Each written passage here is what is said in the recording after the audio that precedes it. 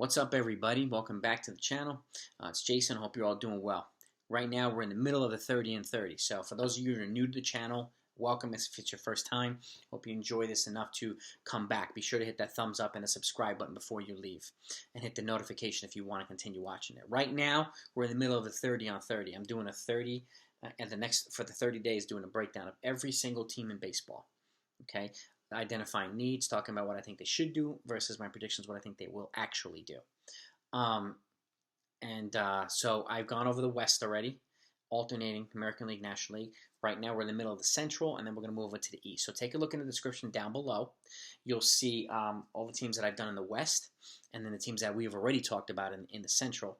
And then you'll see other videos like my MLB free agent predictions, my contract predictions, and a bunch of other Yankees content if you're a Yankees fan as well. I'm a Yankee fan, as you can tell by the name of the channel, but I try to be as impartial and unbiased as possible. So I think a lot of folks will attest to that as well. I try to be realistic with everything that I talk about. Today we're going to talk about Texas Rangers. They got a new stadium, and it's a beautiful new stadium, as we saw. I think the World Series was played there, and it is a gorgeous stadium. So they're clearly going to want to invest. Or have invested, although they've taken a hit, unfortunately, like a bunch of other teams have in Major League Baseball because of the pandemic, and $3 billion in revenue is lost by major leagues, by MLB. So a lot of teams are hurting. So I see a lot of teams doing, a lot of incremental moves to address needs, meaning, instead of spending on one or two very expensive players, and some players will still get paid. But I could see teams like the Texas Rangers or other teams, bringing in a lot of guys, 4 or 5 or even 6 guys, to address multiple holes, but in a much more reasonably priced manner.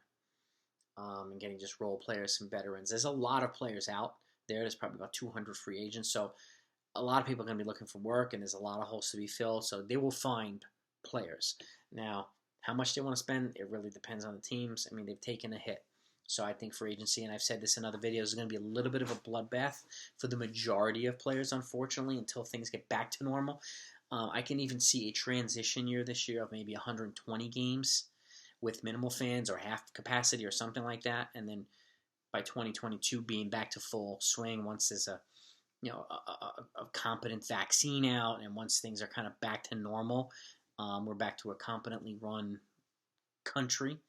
I could see things getting back to normal, but I think it's going to take a little while. So, and I think that's probably the way it has to be done to keep everybody safe. But with that, some of the needs I've identified for Texas, I'm looking at my baseball book here: starting pitching, bullpen, and third base or / infield. They're in a position, so they don't have a lot of, in my opinion, a lot of really, really attractive tradable assets, even though Lane can probably bring back a good, solid prospect or two. He's not going to bring back a package like a Marco Gonzalez from Seattle would or something like that. So they're in a position, I think they're going to add a bunch of players. Even if they trade a Lance Lynn, who they probably will, to maybe restock a little bit of prospect capital. But, I can see them bringing in quite a few guys. And I don't know that they're necessarily going to spend a lot of money. They might bring in, they might bring in a Mike Minor and somebody else, and then a couple of guys like Tony Watson for the bullpen, or Dylan. Well, actually, no, he exercised his option. A Blake Trinan, who's somewhat of a power on, but he's not going to be as expensive as Liam Hendricks. I could see them doing something like that to field somewhat of a competitive team. The problem, and I said this with Seattle too, is they're in a division with the Astros right now and the Oakland A's. And those guys are quite a few steps ahead of these guys, particularly the Texas Rangers. Even though I think the Texas Rangers could be somewhat competitive over the next couple of years, they might even re-sign Corey Kluber. They might. And that's, one of the things I have here in terms of starting pitching is re-signing Corey Kluber. I think they should. It would be smart move on their part, and I don't think he'd break the bank, which is a good thing too. And quite honestly, I don't see them signing Trevor Bauer, even though I think they would be well off with him. But it doesn't make sense to bring in somebody like Trevor Bauer when you're 5 or 6 or 8 guys away from being legitimate playoff or World Series contenders. So I see them bringing in, like bringing back a Corey Kluber and maybe a Mike Minor again. Bring back Mike Minor. Stuff like that. I could see them, and again, they'd both be reasonably priced. They'd be able to get them combined for less than Bauer would cost. So 2 arms better than 1. And you add them to a Lance Lynn. If they don't trade him, then you have a solid 3 there again. So, they invested in pitching last year. I think they would probably be smart to do the same again now. Can they trade, Gallo or some of their offensive pieces? Maybe, but how much are they going to get back? I mean, in terms of infield, again, Jurickson Profar, I mentioned him to a lot of teams, and he played with Texas. I think he'd be a good fit there. Or a Tommy La Stella. He'd be a good fit there too. He could play multiple positions, and I think he would do really well in that new stadium. He's a good contact hitter. He's versatile, and he would give that lineup a good amount of versatility. And I mentioned him and Profar to a lot of teams because they offer a skill set of multiple position playing in a cost-effective way and good, solid contact hitting. That a lot of teams could use. And there unfortunately are not enough, in my opinion, guys like that available on a regular basis. So I would look for teams to start developing players more like that as well. So that's what I mean. In third base, again, like I said, Tommy La Stella would be a guy that I would bring in for third base. There's a couple other guys you could trade for, but Justin Turner, he'd be a solid free agent option.